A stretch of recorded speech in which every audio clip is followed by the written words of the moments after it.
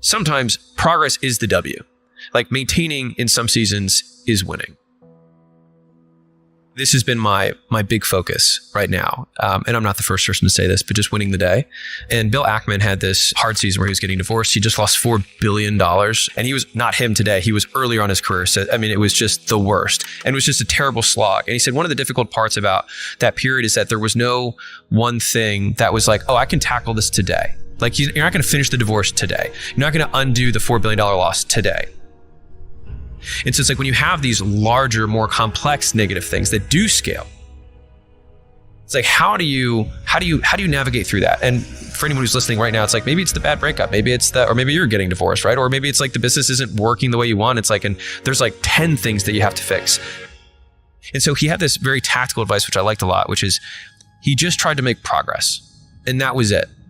And he said, in a day, it's almost negligible, right? But at 30 days, you're like, okay, I moved this. And at 90, you're like, wow. Does this mean that our mood is still being dictated by circumstance? Yes, I'll be honest. Yes, it does. But I think many of us have this ideal. We'd love to be in a great mood in the absence of things to be in a great mood about. But I had this one great podcast today. I'm going to make that thing the thing that's making this a great day. And then if I can make that great day, then maybe it could be a great week. And then trying to expand those, basically like let those good moments eat up the season in actively trying to minimize all the down things and super, super focus on those moments and be like, cool, I had that good moment. That's my day. Day's made. And I'm trying to even say that more. Basically, I've had to recalibrate my entire scale to how little of a thing can happen that makes my day. How little of a thing can happen that makes my week. How little of a thing can make my month. How crazy would it be if a year from now I say, that was a great year. I'm putting a huge amount of my discretionary effort into this because it's my belief that right now, what will prevent me from achieving my ultimate goals, because that motherfucker's not gone, is running out of steam because I don't need to do this. Like, I don't need to work this hard. I'd prefer to make the ride more enjoyable. Realize it never mattered to begin with. What's that? If you want it all, life will give you nothing. We're willing to sacrifice everything that we have for the thing that we want. And then once we get the thing that we want back the things that we sacrificed, which really just goes to the heart of the human condition, which is we want it all. And we're not willing to make trades. And so one of the reasons that I've actually, I would say, largely tossed out the deathbed regrets of most people is that what they do typically is they will have the bias of wanting the other path they could have taken without considering the cost of that path. So they say, hey, I was really successful and I did all these things, but I would give it all up today to have my family. It's like, well, yeah, but you didn't, because you actually chose the path that you're on and you weren't willing to do that. But what you are saying right now is that you want it all. Sure. So does everyone. And so I've had a few moments of clarity over the last year or so, but we want everything without the cost, and everything has a price, and you will never be able to get the sufficient price tag paid on everything to achieve a modicum of success in any domain unless you are willing to trade from another. And I think that has significantly minimized my regret. We give up our 20s for our 30s. We give up our 30s for our 40s for our 50s, and we trade everything we achieved in our 30s, 40s, and 50s to get back to our 20s. We give up the thing we have most of for the thing that we have least of. And we give up the thing that we want for the thing that's supposed to get it. I will become happy when I'm sufficiently successful, and I will sacrifice my happiness in pursuit of success so that I can become sufficiently successful so I can finally be happy. We spend our 20s wanting to be richer and older and have a family. Then we start that in our 30s and we gain more wealth and do the family thing. And then we get to our 40s and we've got more responsibilities. We've accumulated all of this stuff. And then we think, God, if only I could go back to my 20s. But you were fucking miserable in your 20s. You hated it. You had no idea whether you were going to be successful. You were constantly concerned about money. You were desperately needing validation from all of these people around you. You were permanently in dissatisfaction about this stuff. We already know how the movie ends when we go back and say we want to relive it. And you can't relive it into the same context because uncertainty is the largest part of the story. Perhaps golden years can only happen in our memory. Nobody believes that we're living through a golden era right now. We never think we're in the good old days. But the good old days are always now. I have spent a huge amount of mental resources accepting suffering and not saying that there's something wrong with something bad. Like a huge amount of mental resources go into this because I've been better and faster at correcting the loop of like, oh, I am not happy with this particular thing, and therefore there's something wrong. Yeah, so fix the story that I tell myself as opposed to fix the thing. And that's been super helpful with the addition of everything that I remember will always be better than it was. And the nice thing is that there's tons of science that backs this up, which is that we learn through reward and punishment. Punishment fades with time, no matter how bad it was. Like you get drunk, you get hungover, you say, I'll never drink again. 7 days later, you're out drinking again. Why? The punishment of the hangover fades quickly. You are with somebody for a while, you're like, this is just crazy, or this guy is crazy. And then you break up. And then all of a sudden, what do you remember? The good times. Because reward sticks. And in some ways, there's a little bit of a hopeful message there, which is that when you look back on your life, you will disproportionately remember the good times, but it only becomes a problem if you limit the present, which is the only thing you've ever actually lived in. When I think about a business and I want to grow it, for example, I would think, okay, what are all the things that can destroy this business? And this is Charlie Munger, this isn't me. But basically he says, invert, always invert. And Einstein said that too. And it's because like you get to use this way stronger horsepower engine of like, how do I grow my business? You could obviously think that way, but the alternative would be like, how would I absolutely destroy this business in the fewest possible moves? And then when you list out those moves, you're like, cool, now let's do the opposite of that. And that has been, honestly, some of the sources of my greatest kind of creative moments have come from these apparently obvious things that would kill us. Well, what if we did the even more obvious thing and did the opposite of what would destroy us? And it's worked better than I deserve. Figure out what you want. Ignore the opinions of others. Do so much work, it would be unreasonable that you fail. Realize it never mattered to begin with. Help others once you get there. You've already achieved the things you said would make you successful. Yeah, the first 5 steps there is basically my master life plan. I had a pretty terrible first out of college experience of work, but from that I learned some of the most important life lessons that I still take to this day. And that boss particularly said one thing to me one day. She said, figuring out what you want is 99% of it. She said, once you know what you want, getting it's the easy part. And I kind of adopted that as a worldview because it's like, once you're really clear, like this is what I want, then everything that's not that is what I'm willing to give up to get it. Now, that thing can change.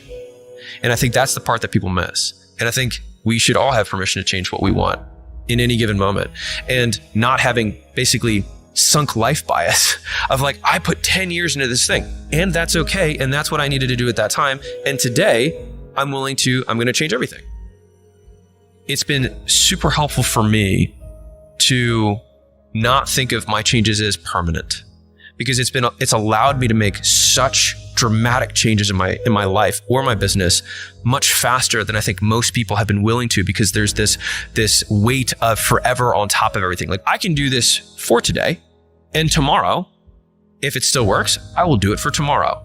And if 5 days from now or 25 days from now, if I work this way, I then say, you know what, I need a day. People are like, oh, he's burned out. It's like, I took a day because that's what I needed that day. And I think giving myself permission to have that freedom has allowed me to take significantly faster action, because who am I apologizing to?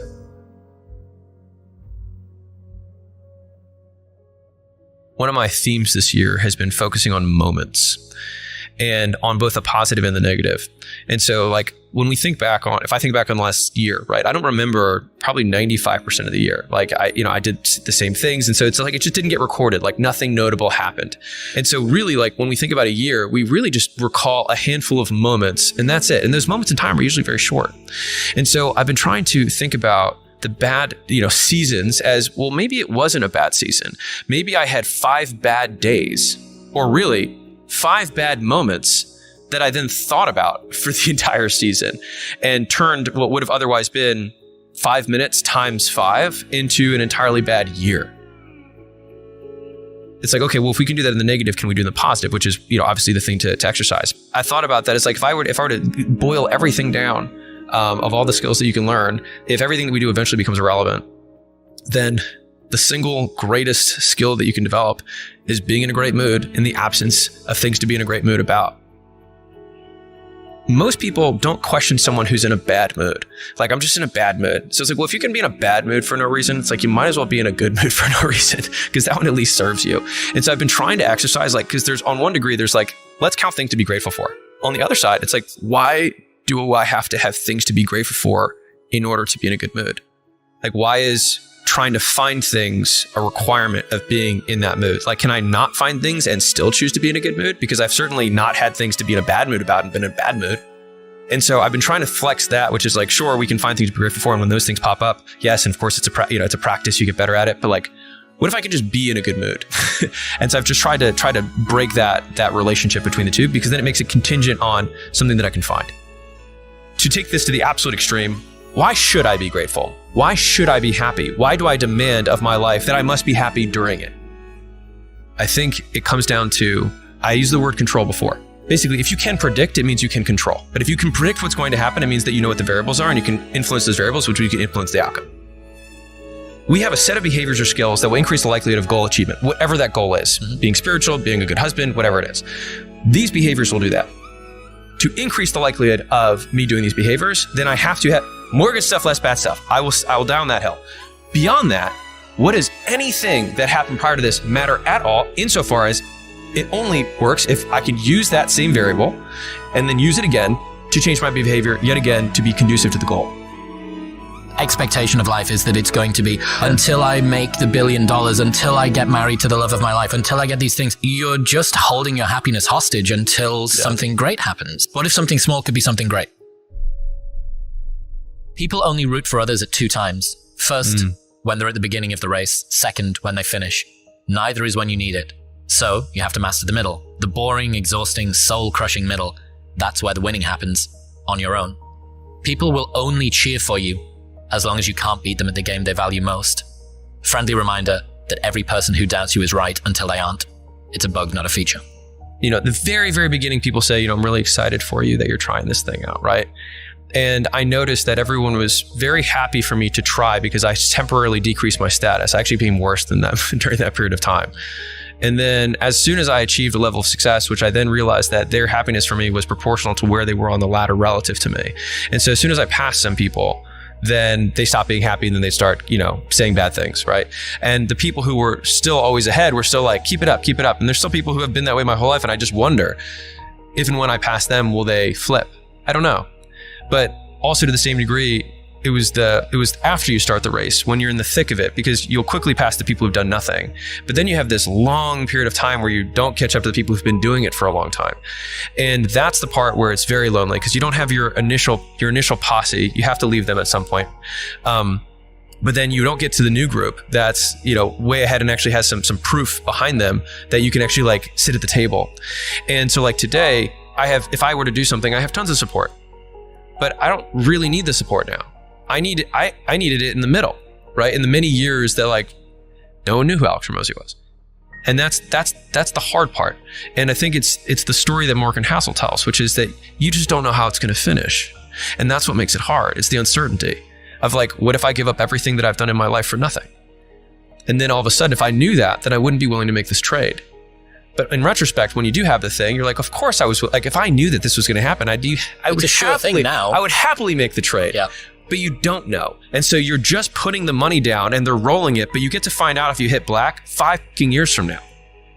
It's why dealing with uncertainty is such a meta skill. And it's one that to be honest, it's one that I really suck at. I'm very, very not good at dealing with uncertainty. My required line of assurance in order for me to commit to a decision is incredibly high, which is why I've basically never failed at anything that I've done. All of the stuff that I've done, a string of incredibly slow but very reliable successes, is just because my required number of sort of justification points is very high. And in retrospect, it might look like it was a risk, but it's dude, I took so long to fucking make this decision. On the friend point, it's a painful realization that the small number of good friends want you to win in case you take them with you. And the large number of bad friends are scared of you winning in case you leave them behind. The best way to know who a real friend is how they react when you win. And when that happens, you'll realize how few real friends you really have. Many people were sure, Like, good luck with that. But I knew that they just weren't really rooting for me. They were rooting for me to fail. They were rooting for me the wrong way. One of my rules is you should only take advice from people whose dreams for your life are bigger than yours are, which is a very small number of people. Sometimes it's your parents. Sometimes your parents really do have bigger dreams for you than you do. The people who are closest to you in the beginning, if they're like true, like actual friends, then you recognize that because they actually want you to win. And that's amazing. A lot of people don't have that. And so what I have felt, at least for me, was that when you're a little ahead is where the friction is. When you blow them out of the water and there's no question, like it's beyond reproach, they will do one of two things. They will either be really happy for you or they'll change the game that they're beating you at. That's great, but I'm in better shape. That's great, but my marriage is better, right? Like, or whatever, whatever game that they choose to play. People who doubt you will be right most of the time. And this further increases your uncertainty about the path that you're choosing to take.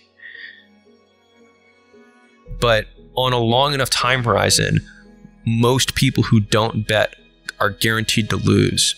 And so they get to win at being right more times than you get to win at being right. But what that equation doesn't take into consideration is intensity, which is, can I be so right one time that it makes all of the times that I was wrong irrelevant?